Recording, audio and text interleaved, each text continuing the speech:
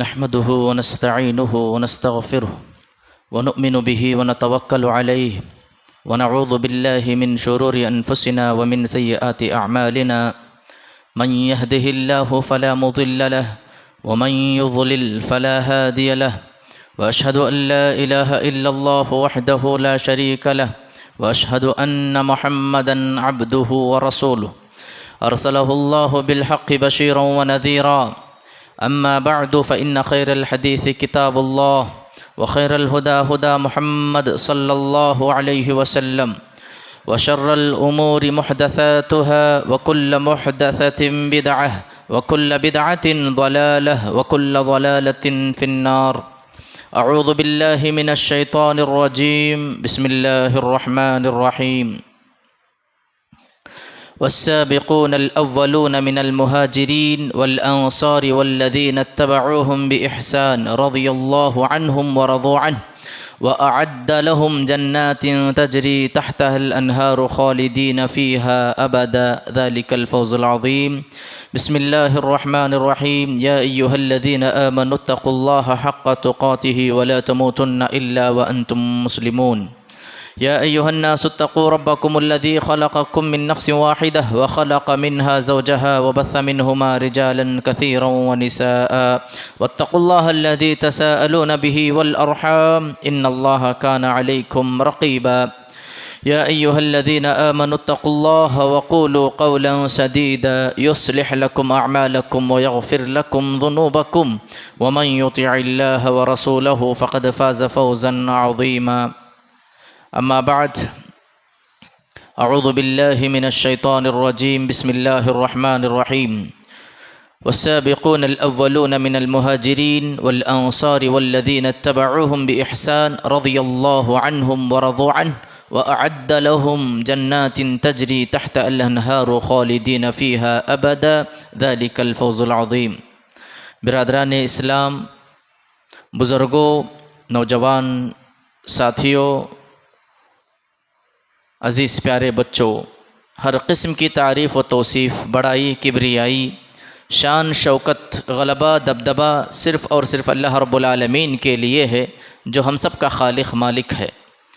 درود و سلام ہو اللہ رب العالمین کے بھیجے ہوئے سارے انبیاء علیہم الصلاۃ والسلام پر، جنہوں نے اللہ رب العالمین کے پیغامات کو اللہ کے بندوں تک بحسن خوبی پہنچایا، خصوصاً میرے آپ کے آخری نبی جناب محمد مصطفیٰ صلی اللہ علیہ وسلم پر۔ اللہم صلی علی محمد وعلی آل محمد کما صلیت علی ابراہیم وعلی آل ابراہیم انک حمید مجید۔ اللہم بارک علی محمد وعلی آل محمد کما بارکت علی ابراہیم وعلی آل ابراہیم انک حمید مجید۔ برادران اسلام، خطبہ مسنونہ کے بعد آپ کے سامنے سورہ توبہ کی ایک آیت کریمہ مشہور و معروف تلاوت کی گئی۔ اللہ تعالیٰ اس آیت کریمہ میں ارشاد فرماتا ہے والسابقون الاولون من المہاجرین والانصار، کہ انصار اور مہاجرین میں سے جنہوں نے بھی ایمان لانے میں سبقت کیا، ایمان لانے میں پہل کیا، والذین اتبعوہم باحسان، پھر ان کے بعد اخلاص کے ساتھ ان کی پیروی کیے۔ اللہ تبارک و تعالی کہتا ہے رضی اللہ عنہم ورضوا عنہ، یہ وہ لوگ ہیں کہ جن سے اللہ تبارک و تعالی راضی ہو گیا، اور یہ اللہ رب العالمین سے اور جو ہے یہ اللہ سے راضی ہو گئے۔ وَأَعَدَّ لَهُمْ جَنَّاتٍ تَجْرِي تَحْتَ الْأَنْهَارُ خَالِدِينَ فِيهَا أَبَدًا، اور اللہ تبارک و تعالی نے ان صحابہ اکرام کے لیے جن سے اللہ تبارک و تعالی راضی ہوا ہے، ایسی جنتیں تیار کر کے رکھا ہے جن کے نیچے سے نہریں بہتی ہیں۔ خالدین فیہا ابدا، اور ایک مرتبہ جنت میں جائیں گے تو جنت میں ہمیشہ ہمیش رہیں گے۔ برادران اسلام، یہ آیت صحابہ اکرام کے عظمت کے حوالے سے بات کرتی ہے۔ صحابہ اکرام، صحابہ کی یہ جماعت اللہ رب العالمین کا انتخاب تھی۔ صحابہ یہ اسلام کے اولین داعی ہیں۔ صحابہ نبی کریم صلی اللہ علیہ وسلم کے ساتھی ہیں۔ دین کے لیے اللہ تبارک و تعالی نے صحابہ اکرام کا انتخاب کیا۔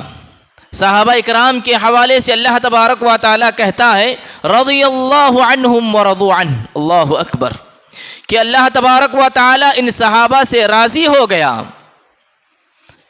راضی ہونے کا مطلب کیا ہے؟ بہت بڑا مقام ہے۔ اللہ تعالیٰ جن سے راضی ہو جائے وہ کامیاب ہے۔ چنانچہ جب جنتی جنت میں چلے جائیں گے، اللہ تبارک و تعالیٰ ان سے پوچھے گا، ساری مالی نعمتیں ان کو نوازے گا، ساری نعمتیں ملی ہوں گی۔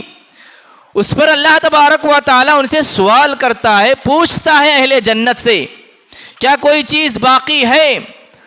تمام کے تمام جنتی کہیں گے اللہ ساری نعمتیں تو مل چکی ہیں۔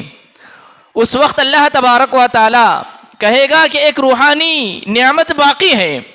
وہ روحانی نعمت یہ ہے، اللہ تبارک و تعالیٰ کہے گا کہ آج کے بعد میں تم سے کبھی ناراض نہیں ہوں گا، ہمیشہ جو ہے میں تم سے راضی ہو چکا ہوں۔ لیکن صحابہ اکرام کو یہ مقام کب ملا؟ ابھی دنیا میں تھے، اللہ تبارک و تعالیٰ نے صحابہ سے کہا کہ میں تم سے راضی ہو گیا ہوں۔ اور راضی ہونے کا مطلب یہ بھی ہے کہ انسان تھے، صحابہ بشر تھے، اور ان سے انسان ہونے کے ناطے اگر کوئی چھوٹی موٹی غلطیاں سرزد ہو جاتی، اللہ تبارک و تعالیٰ اپنے فضل و کرم سے صحابہ اکرام کو معاف کر دیا۔ صحابہ یہ اللہ کا انتخاب ہیں۔ نبی کریم صلی اللہ علیہ وسلم کی 23 سالہ محنت کا نتیجہ ہے یہ۔ صحابہ یہ وہ جماعت ہیں جو نبی کریم صلی اللہ علیہ وسلم کے اندر جو اخلاق تھے، صحابہ یہ وہ جماعت ہے جو صحابہ اللہ کے نبی کے اندر جو کمالات تھے، جو اخلاقی خوبیاں تھیں، جو اوصاف تھے، صحابہ اکرام نے اسے اپنے اندر عکس کیا۔ یہ نبی صلی اللہ علیہ وسلم کے اخلاق کا عکس تھی صحابہ کی جماعت۔ نبی صلی اللہ علیہ وسلم کا ایمان اور یقین حضرت ابوبکر صدیق رضی اللہ عنہ کی شکل میں ظاہر ہوا۔ آپ صلی اللہ علیہ وسلم کا عدل و انصاف حضرت عمر بن خطاب رضی اللہ عنہ کی شکل میں ظاہر ہوا۔ آپ صلی اللہ علیہ وسلم کی جود و سخا، آپ صلی اللہ علیہ وسلم کا شرم و حیا حضرت عثمان بن عفان رضی اللہ عنہ کی شکل میں ظاہر ہوا۔ آپ صلی اللہ علیہ وسلم کی جو شجاعت اور بہادری حضرت خالد بن ولید رضی اللہ عنہ کی روپ میں ظاہر ہوتا ہے۔ آپ صلی اللہ علیہ وسلم کی امانت داری اگر دیکھنا چاہتے ہیں، آپ صلی اللہ علیہ وسلم کی امانت داری ابو عبیدہ بن جراح رضی اللہ عنہ کی روپ میں ظاہر ہوا۔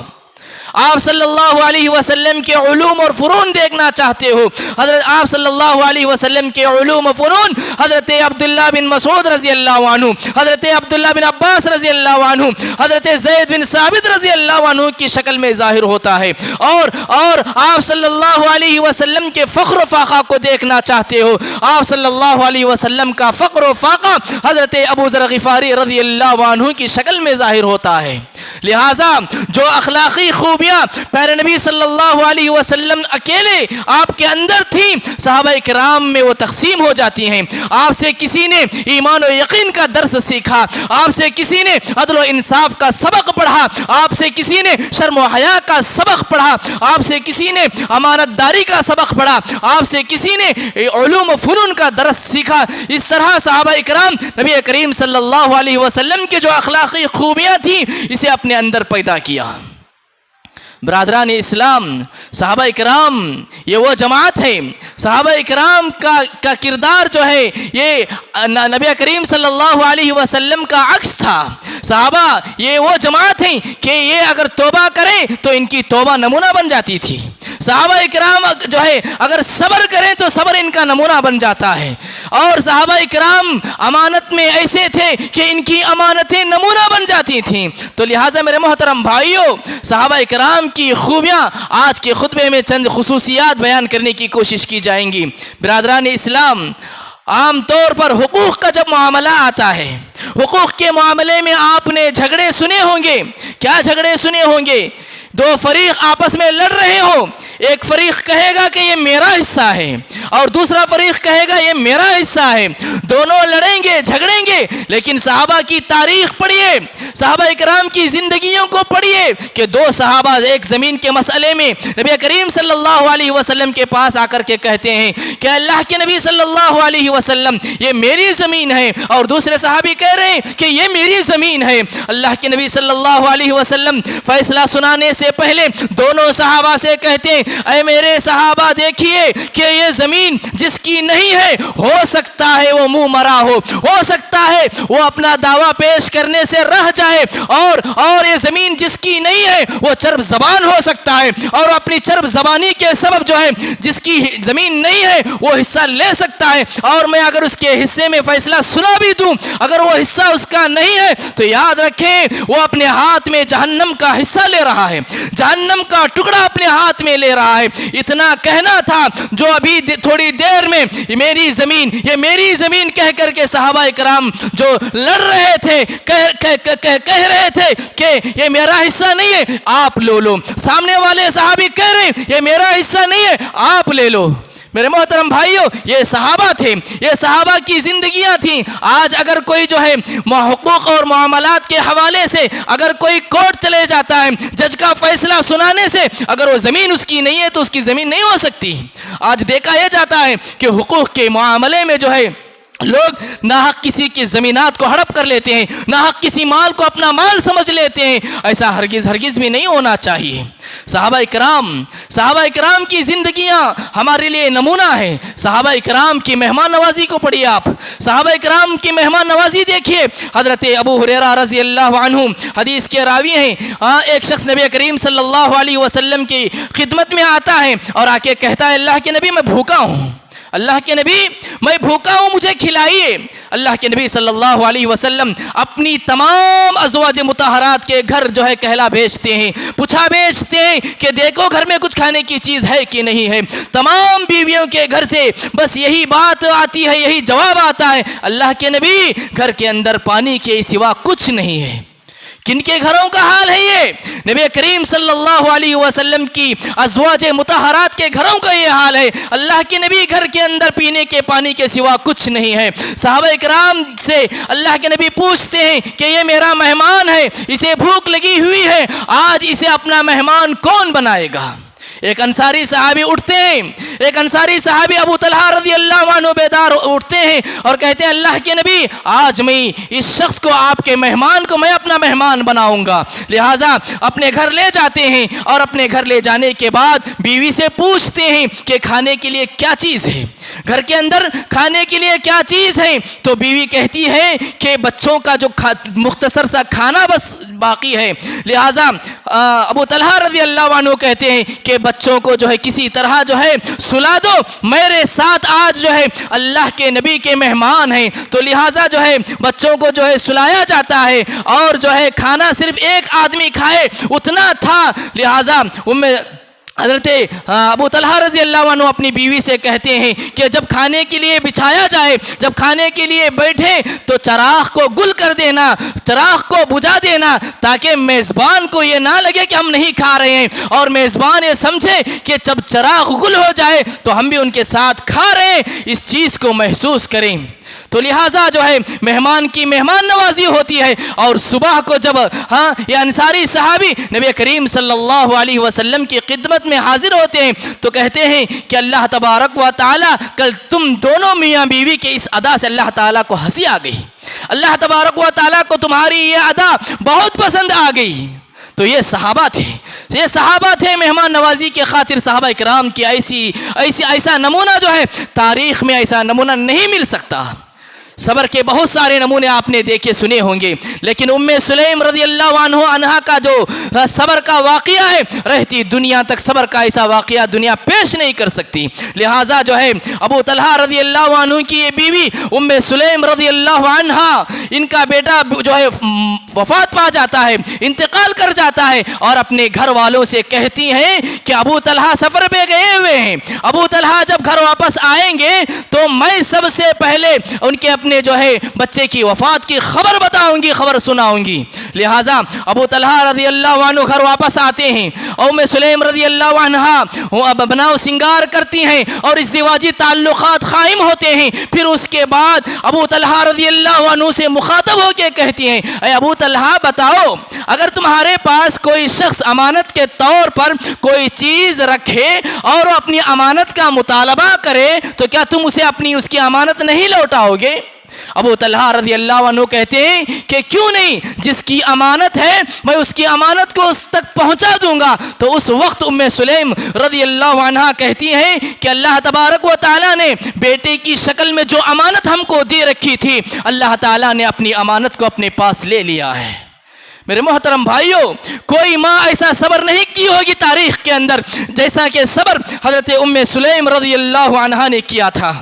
میرے محترم بھائیوں، توبہ و استغفار کے بہت سارے نمونے سنے ہوں گے، لیکن توبہ و استغفار کا ایسا نمونہ، ایسا آئیڈیل آپ نے کبھی نہیں سنا ہوگا۔ امرأہ غامدیہ ایک خاتون تھی، امرأہ غامدیہ۔ دیکھیے، صحابہ صحابیات بھی انسان تھے، بشر تھے، ان سے بھی غلطیاں ہو جاتی ہیں، ان سے بھی گناہ سرزد ہو جاتے ہیں، لیکن سرزد ہونے کے بعد، گناہ ہونے کے بعد ندامت کیسے ہوتی تھی، شرمندگی کیسے ہوتی تھی۔ لہٰذا امرأہ غامدیہ اللہ کے نبی صلی اللہ علیہ وسلم کے پاس آتی ہیں اور کہتی ہیں، اللہ کے نبی مجھے پاک کیجیے، اللہ کے نبی مجھے پاک کیجئے۔ اللہ کے نبی صلی اللہ علیہ وسلم اپنا رخ بدل لیتے ہیں، دوسری طرف سے آتی ہیں، تیسری طرف سے آتی ہے، اور چوتھی مرتبہ آ کر کے کہتی ہیں، اللہ کے نبی مجھے پاک کیجئے، طہرنی یا رسول اللہ، اے اللہ کے نبی صلی اللہ علیہ وسلم مجھے پاک کیجئے۔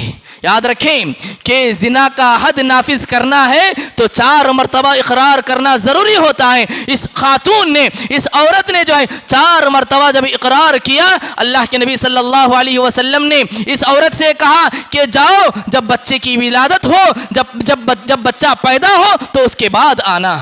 لہٰذا وہ عورت چلی جاتی ہے، اور جب بچہ پیدا ہوتا ہے اللہ کے نبی صلی اللہ علیہ وسلم کے پاس آتی ہیں، حاضری دیتی ہیں، اے اللہ کے نبی میں نے بچے کو جنم دیا ہے۔ اللہ کے نبی کہتے ہیں، ابھی نہیں، اگر میں ابھی تجھے رجم کر دوں تو اس بچے کو دودھ کون پلائے گا؟ جاؤ، مدت رضاعت جب ختم ہو جائے گی تب آ جانا۔ لہٰذا جو ہے مدت رضاعت ختم ہوتی ہے، اور پھر اس کے بعد اللہ کے نبی کے پاس وہ عورت آتی ہے اور کہتی ہے، اللہ کے نبی میرا بچہ کچھ کھانے پینے کے قابل ہو چکا ہے، اللہ کے نبی مجھے رجم کیجئے، میرے گناہ کی سزا مجھے دیجئے۔ میرے محترم بھائیوں، اس واقعے میں ذرا غور کیجئے کہ ندامت اگر کسی کو ہوتی ہے، میں اور آپ، مجھے اور آپ سے اگر کوئی گناہ ہوتا ہے، ندامت ہو سکتی ہے 1 ہفتے، 2 ہفتے، 1 مہینہ، 2 مہینے، لیکن یہاں پر ندامت دیکھیے، مسلسل 2 سال تک ندامت سے تڑپ رہی ہیں، مسلسل 2 سال، بچے کی ولادت کے لیے 9 مہینے، پھر اس کے بعد جو ہے بچہ کچھ کھانے پینے کے لائق ہوتا ہے تو تقریباً 1 سال ہونا پڑتا ہے، 1 سال مدت ہونا پڑتا ہے۔ لہٰذا یہ خاتون 2 سال ندامت سے، شرمندگی سے تڑپ رہی تھی، اور ذرا غور کیجئے، اللہ کے نبی نے بلا نہیں رہے، یہ خود آ کر کے اپنے آپ کو اللہ کے نبی کے حوالے پیش کر رہی ہیں کہ اللہ کے نبی مجھ پہ حد جاری کیجئے۔ لہٰذا توبہ و استغفار کا ایسا نمونہ جو ہے تاریخ پیش نہیں کر سکتی، اور جب اللہ کے نبی صلی اللہ علیہ وسلم اس خاتون پہ حد جاری کر رہے تھے، زنا کی حد جاری ہو رہی تھی، خالد ابن ولید اس ٹائم پہ جو ہے ایک غلط جملہ کہتے ہیں، اس خاتون کا خون کا خطرہ حضرت خالد ابن ولید رضی اللہ عنہ کو لگتا ہے، تو اس وقت ایک غلط جملہ حضرت خالد ابن ولید رضی اللہ عنہ کی زبان سے نکلتا ہے۔ اس وقت اللہ کے نبی خالد کو تنبیہ کرتے ہوئے کہتے ہیں، اے خالد خاموش رہ جاؤ، لقد تابت توبۃ لو قسمت بین 70 من اہل المدینہ لوسعتهم۔ اے خالد، اس عورت نے ایسی توبہ کی کہ مدینے کے 70 گنہگاروں میں اس ایک عورت کی توبہ کو اگر تقسیم کیا جائے، اللہ تبارک و تعالی ان 70 گنہگاروں کو اللہ معاف کر دے گا۔ ایسی توبہ اس خاتون نے کیا ہے، تو لہٰذا اس توبہ و استغفار کا ایسا نمونہ جو ہے دنیا پیش کرنے سے قاصر ہے۔ میرے محترم بھائیوں، امانت کے بہت سارے نمونے دیکھے ہوں گے، لیکن امانت داری کے جو ہے ایسا نمونہ آپ نے نہیں سنا اور نہیں دیکھا ہوگا۔ حضرت عبداللہ بن جریر البجلی رضی اللہ عنہ اپنے نوکر سے کہتے ہیں کہ جاؤ بازار جا کر کے میرے لیے ایک گھوڑا خرید کر لے آنا۔ لہٰذا ان کے نوکر جاتے ہیں اور ایک گھوڑا خرید کر لے آتے ہیں۔ گھوڑا بہت عمدہ تھا، بہت اچھا تھا۔ تو حضرت جریر ابن عبداللہ رضی اللہ عنہ پوچھتے ہیں اپنے نوکر سے کہ کتنے میں خریدا ہے، اسے جو ہے کتنے روپے دے کر کے، کتنے درہم دے کر کے خریدا ہے۔ جتنے رقم، جتنے پیسے دے کر کے وہ لایا ہوا تھا نوکر، وہ بہت کم تھے۔ حضرت جریر بن عبداللہ رضی اللہ عنہ کہتے ہیں کہ جس نے بھی تمہیں یہ گھوڑا بیچا ہے بہت کم دام پہ بیچا ہے، بہت کم قیمت پہ بیچا ہے، بڑا نادان ہے وہ انسان۔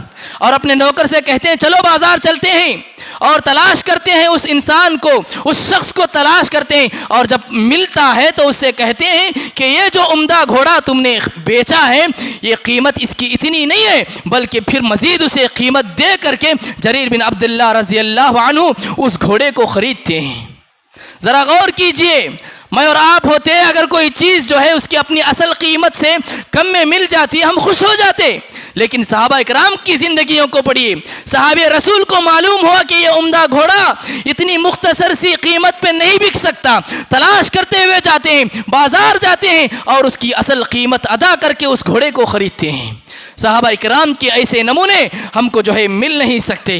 اسی لیے میرے محترم بھائیوں، صحابہ اکرام یہ ایسی جماعت ہے جن جو اسلام کے اولین داعی ہیں، یہ اسلام کے اولین داعی ہے جن کے ذریعے سے اسلام ہم تک پہنچا ہے، جن کے ذریعے سے اسلام ہم تک پہنچا ہے۔ ابو ایوب انصاری رضی اللہ عنہ، ابو ایوب انصاری رضی اللہ عنہ مدینے کے رہنے والے ہیں، لیکن ان کی قبر کہاں ملتی ہے؟ استنبول کے اندر ان کی قبر ملتی ہے۔ کیوں؟ مدینے میں رہ سکتے تھے، استنبول کا انہوں نے سفر کیوں کیا؟ اسلام کو پہنچانے کے لیے، اعلاء کلمت اللہ کی خاطر انہوں نے جو ہے اپنے شہر مدینے کو چھوڑا۔ جبکہ اللہ کے نبی صلی اللہ علیہ وسلم نے کیا کہا؟ اگر کوئی مکے کے اندر مسجد حرام کے اندر نماز کا اہتمام کرتا ہے تو ایک نماز کا پڑھنا 1,00,000 نماز پڑھنے کا اللہ تعالیٰ اسے ثواب دے گا۔ مسجد نبوی میں اگر کوئی نماز پڑھے گا 1,000 نمازیں پڑھنے کا اسے ثواب ملتا ہے۔ لیکن ان تمام چیزوں کے باوجود صحابہ اکرام دنیا کے کونے کونے تک پہنچ گئے، صحابہ اکرام دنیا کے کونے کونے تک پہنچ کر کے اسلام کو پہنچایا، اسلام کی تبلیغ کی، اسلام کی نشر و اشاعت کے لیے، اللہ کے توحید کو پہنچانے کے لیے انہوں نے سفر کیا۔ سفر کرنے کا مقصد صرف اور صرف جو ہے اللہ کے اس دین کو جو ہے لوگوں تک پہنچانے کے لیے ہے۔ میرے محترم بھائیوں، اللہ کے نبی سے ہم محبت کرتے ہیں، اللہ کے نبی سے جہاں ہم محبت کرتے ہیں، صحابہ اکرام جہاں اللہ کے نبی سے محبت کرتے ہیں، اللہ کے نبی کے مشن سے بھی محبت اس سے زیادہ ہوتی تھی۔ اللہ کے نبی کا جو مشن تھا، اللہ کے نبی کا جو مشن تھا اس سے صحابہ اکرام جو ہے اللہ کے نبی کی ذات سے زیادہ محبت کرتے تھے۔ کیوں؟ کیونکہ مشن ہی اصل چیز ہے، مشن سے محبت ہے تو نبی صلی اللہ علیہ وسلم سے محبت ہے۔ ایک مرتبہ اللہ کے نبی صلی اللہ علیہ وسلم حضرت معاذ بن جبل رضی اللہ عنہ کو یمن کی طرف داعی بنا کر کے بھیج رہے ہیں، داعی بنا کر کے بھیج رہے ہیں، کچھ نصیحتیں کرتے ہیں۔ اے معاذ، تم یہود کے پاس جا رہے ہو، انک تأتی قوما من اہل الکتاب، کہ تم اہل کتاب کے پاس جا رہے ہو، فلیکن اول ما تدعوہم الیہ شہادت اللہ الہ الا اللہ، سب سے پہلے ان کے پاس جانے کے بعد کلمہ شہادت لا الہ الا اللہ کی دعوت دینا، لا الہ الا اللہ کی دعوت دینا، اللہ ایک کی دعوت دینا۔ اللہ کے نبی صلی اللہ علیہ وسلم حضرت معاذ کو یمن بھیج رہے ہیں، یمن بھیجتے ہوئے نصیحت کر رہے ہیں کہ اے معاذ، تم اہل کتاب کے پاس جا رہے ہو، سب سے پہلے توحید کی دعوت دینا۔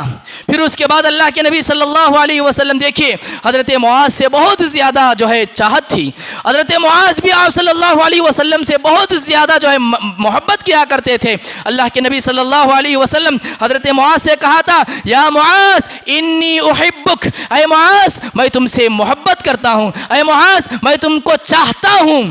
اور اللہ کے نبی صلی اللہ علیہ وسلم کہتے ہیں معاذ رضی اللہ عنہ سے، فلا تدعن دبر كل صلاة رب اعنی علی ذکرک و شکرک، اے معاذ جب بھی سلام پھیرو نماز کے بعد اس دعا کا اہتمام کرنا، رب اعنی علی ذکرک و شکرک، اس دعا کا اہتمام کرنا۔ یہ معاذ ہیں، اللہ کے نبی صلی اللہ علیہ وسلم معاذ سے کہہ رہے ہیں کہ میں تم سے محبت کرتا ہوں، میں تمہیں چاہتا ہوں، اس کے باوجود اللہ کے نبی ان کی جو ہے یمن بھیج رہے ہیں۔ یمن بھیجتے ہوئے ساتھ میں اللہ کے نبی یہ جملہ کہتے ہیں، اے معاذ دوبارہ جب تم مدینہ آؤ گے تو مدینے سے جب مدینہ آؤ گے تو تمہارا گزر میری قبر کے پاس سے ہوگا۔ اللہ اکبر۔ حضرت معاذ سے کیا کہہ رہے ہیں کہ اے معاذ جب دوبارہ تم مدینہ آؤ گے تو تمہارا گزر میری قبر کے پاس سے ہوگا۔ حضرت معاذ رضی اللہ عنہ چاہتے تو اللہ کے نبی سے کہتے، اے اللہ کے نبی آپ چند دن رہنے والے ہیں، اللہ کے نبی میں بعد میں جاؤں گا یمن کو، اللہ کے نبی میں آپ کی قدموں کے نیچے رہوں گا، اللہ کے نبی آپ کے ساتھ رہوں گا، آپ کی صحبت میں رہوں گا، چند دن تو ہیں اللہ کے نبی میں آپ کے ساتھ رہوں گا، ایسا نہیں کہا، بلکہ حضرت معاذ رضی اللہ عنہ کے سامنے آپ صلی اللہ علیہ وسلم کا مشن تھا، اعلاء کلمت اللہ کو اللہ کے بندوں تک پہنچانے کا مشن تھا۔ اس لیے حضرت معاذ رضی اللہ عنہ جو ہے آپ صلی اللہ علیہ وسلم نے جب انہیں یمن کی طرف داعی بنا کر کے بھیجا، مبلغ بنا کر کے بھیجا، تو حضرت معاذ رضی اللہ عنہ جو ہے یمن کا رخ کرتے ہیں۔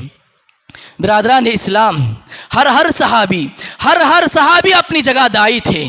جب بھی نبی کریم صلی اللہ علیہ وسلم کے ہاتھوں اسلام قبول کر لیتے، مشرف و اسلام ہوتے، چند دن آپ صلی اللہ علیہ وسلم کی خدمت میں رہتے، آپ سے دین کو سیکھتے، دین کو سیکھنے کے بعد جو ہے بے چین رہتے کہ کب میں جا کر کے جو ہے یہ جو میں نے سیکھا ہے اللہ کے نبی کی تعلیمات کو، اللہ کے پیغام کو اللہ کے بندوں تک پہنچاؤں، بے چین رہتے تھے۔ لہٰذا حضرت طفیل بن عمر الدوسی رضی اللہ عنہ قبیلہ دوس کے رہنے والے تھے، مکہ آتے ہیں، مکہ آنے کے بعد مشرکین انہیں گھیر لیتے ہیں، ابھی گھیر لے کر کہتے ہیں کہ اے طفیل دیکھو مکے کے اندر ایک ایسا شخص آیا ہے، اگر تم اس کی باتوں کو سن لو گے، اگر تم ان کی باتوں کو سن لو گے تو جو ہے تم بہک جاؤ گے، اس کی باتیں تو ایسی ہیں کہ اگر کوئی سنتا ہے تو بھائی سے دشمن بن جاتا ہے، ماں باپ سے جو ہے بچے دور ہو جاتے ہیں، اس طرح کی بہت ساری باتیں حضرت طفیل بن عمر دوسی کو جو ہے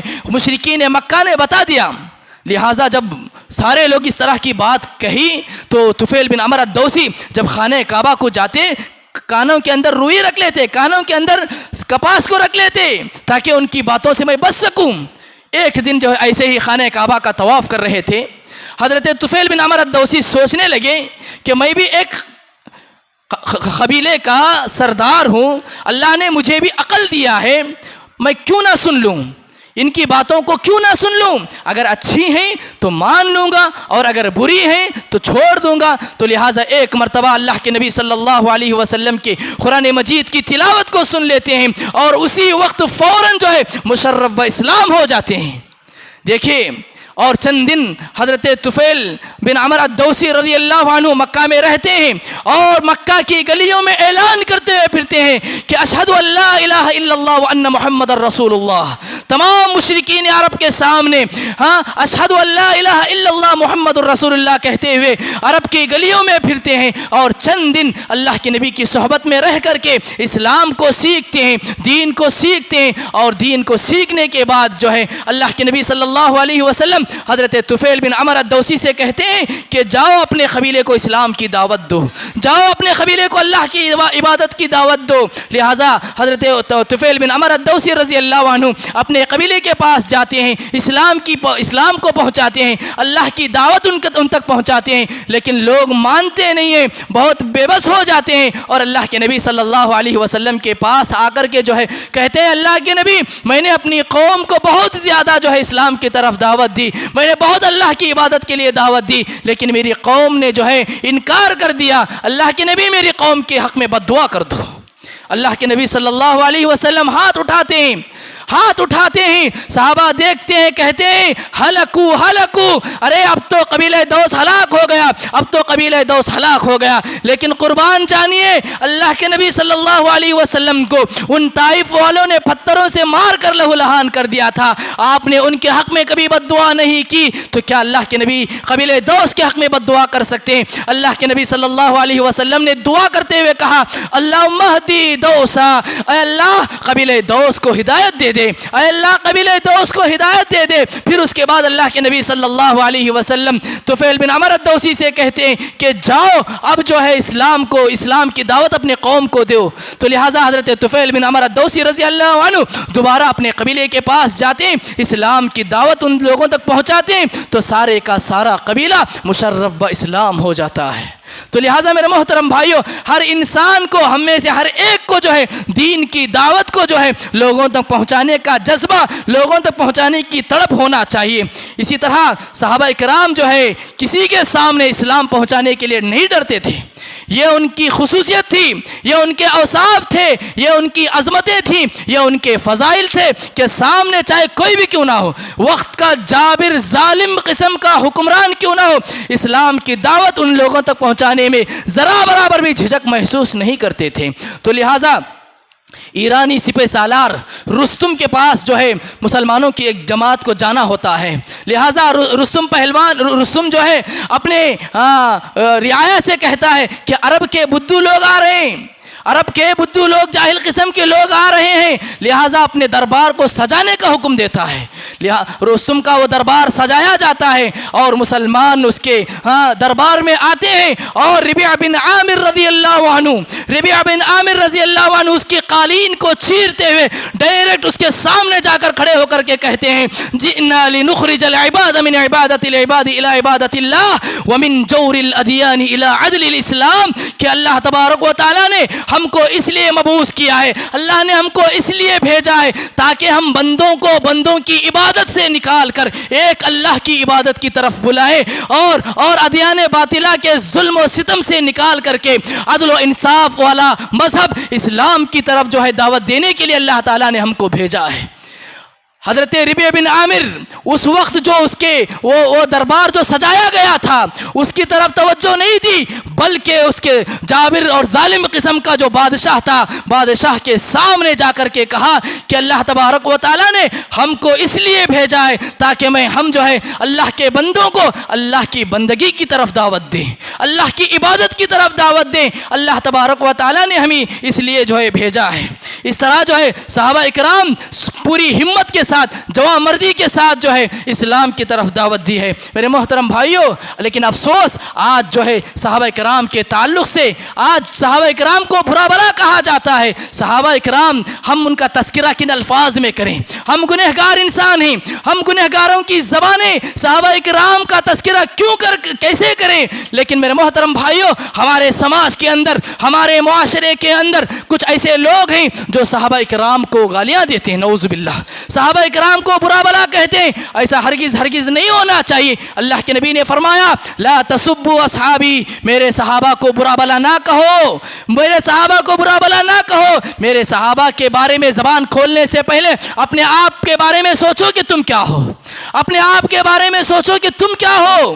فلو ان احدکم مثل احد ذهب، اللہ کے نبی صلی اللہ علیہ وسلم کہتے ہیں کہ آج تم اگر احد پہاڑ برابر بھی سونا خرچ کر دو، احد پہاڑ برابر بھی سونا خرچ کر دو، اور میرے دور میں میرے ساتھ رہتے ہوئے صحابہ نے ایک مد تقریباً جو ہے آدھے کلو کا ہوتا ہے، آدھا کلو کھجور میرے صحابہ نے خرچ کیا ہو، یا آدھا کلو جو خرچ کیا ہو، یا آدھا کلو گیہوں خرچ کیا ہو، یہاں تک کہ اللہ کے نبی کہتے ہیں آدھا کلو نہیں بلکہ اس کا بھی آدھا، پاؤ کلو بھی جو ہے میرے صحابہ نے اگر خرچ کیا ہو، تمہارا احد پہاڑ برابر خرچ کرنا اس کے برابر نہیں ہو سکتا۔ اللہ کے نبی صلی اللہ علیہ وسلم نے یہ بات بتائی ہے۔ اور اسی طرح اللہ کے نبی صلی اللہ علیہ وسلم نے فرمایا کہ حضرت عبداللہ ابن عباس رضی اللہ عنہ اس حدیث کے راوی ہیں، اللہ کے نبی نے فرمایا من سب اصحابی، اگر کوئی میرے صحابی کو برا بھلا کہا فعلیہ لعنت اللہ والملائکۃ والناس اجمعین، تو ایسے انسانوں پر اللہ کی لعنت ہے، اللہ کی لعنت ہے، فرشتوں کی لعنت ہے، اور تمام لعنت کرنے والوں کی لعنت ہے، تمام لوگوں کی لعنت ہے ایسے انسانوں پر جو صحابہ کرام کے حوالے سے اپنی زبان دراز کرتے ہیں۔ میرے محترم بھائیوں، صحابہ کرام کی یہ جماعت اللہ تعالیٰ کا انتخاب ہے۔ صحابہ کرام کو اللہ تعالیٰ نے چنا ہے نبی کریم صلی اللہ علیہ وسلم کے حوالے سے۔ صحابہ کرام کی یہ وہ جماعت ہے کہ صحابہ کرام کا تذکرہ اللہ تعالیٰ پچھلی کتابوں کے اندر کیا ہے۔ پچھلی کتابوں کے اندر جیسے اللہ کے نبی کا تذکرہ اللہ تعالیٰ نے کیا ہے، اللہ تعالیٰ نے صحابہ کا تذکرہ بھی پچھلی کتابوں کے اندر کیا ہے۔ چنانچہ اللہ تعالیٰ جو ہے سورہ فتح کے اندر ارشاد فرماتا ہے محمد الرسول اللہ والذین معه اشداء علی الکفار رحماء بینہم تراہم رکعا سجدا یبتغون فضلا من اللہ ورضوانا سیماہم فی وجوہہم من اثر السجود ذلک مثلہم فی التوراۃ ومثلہم فی الانجیل، کہ صحابہ یہ وہ ہیں جو کفار پہ بڑے سخت ہیں لیکن آپس میں بڑے ہی رحم دل ہیں، اور یہ ہمیشہ جو ہے اللہ کی عبادت کرنے والے ہیں، اور ان کے جو ہے پیشانیوں سے سجدے کے آثار نمودار ہوتے ہیں، ظاہر ہوتے ہیں۔ ذالک مثلہم فی التوراۃ ومثلہم فی الانجیل، ان صحابہ کا تذکرہ اللہ تبارک و تعالیٰ نے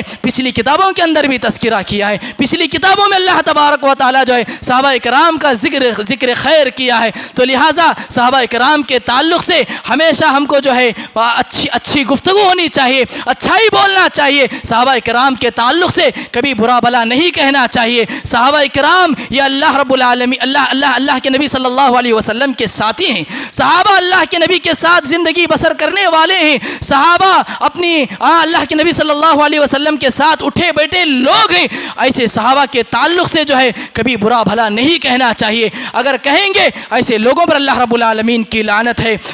افسوس کے ساتھ یہ کہنا پڑتا ہے بہت سارے لوگ جو ہے حضرت ابو بکر، حضرت عمر رضی اللہ عنہ، حضرت عثمان بن عفان رضی اللہ عنہ کو جو ہے برا بھلا کہتے ہیں۔ حضرت ابو بکر صدیق رضی اللہ عنہ کیسے جلیل القدر صحابی ہیں، کیسے جلیل القدر صحابی ہیں، کتنے احسانات تھے اللہ کے نبی پر، کتنے احسانات تھے۔ ایک مرتبہ اللہ کے نبی صلی اللہ علیہ وسلم کہتے ہیں کہ میں نے میرے سارے صحابہ کے احسانات کو دنیا کے اندر چکا دیا ہے، لیکن ایک ایسا شخص ہے، لیکن میرا ایک ایسا دوست ہے کہ جس کے احسانات کو میں دنیا کے اندر ان کا بدلہ نہیں دے سکتا، وہ حضرت ابو بکر صدیق رضی اللہ عنہ ہیں، اور کل قیامت کے دن اللہ تبارک و تعالیٰ ان کے ان احسانات کا بدلہ کل قیامت کے دن اللہ تعالیٰ دینے والا ہے۔ تو یہ تمام صحابہ ہیں، صحابہ کی بہت ساری قربانیاں ہیں، صحابہ کے بہت سارے احسانات ہیں ہم پر۔ یہ جو اسلام، یہ جو دین ہم تک پہنچا ہے، یہ صحابہ کے ذریعے پہنچا ہے، صحابہ کی محنتوں کے نتیجے میں پہنچا ہے۔ صحابہ جو ہے دنیا کے گوشے گوشے میں پہنچے، دنیا کے کونے کونے تک پہنچے،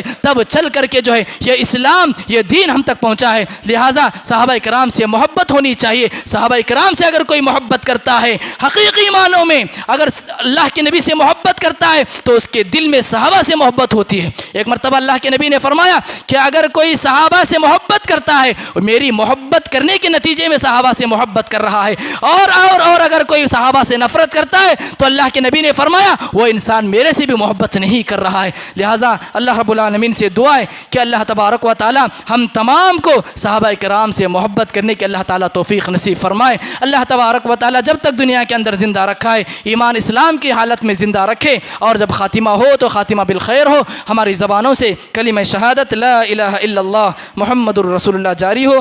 آمین یا رب العالمین۔ وما علینا الا البلاغ۔ السلام علیکم ورحمۃ اللہ وبرکاتہ۔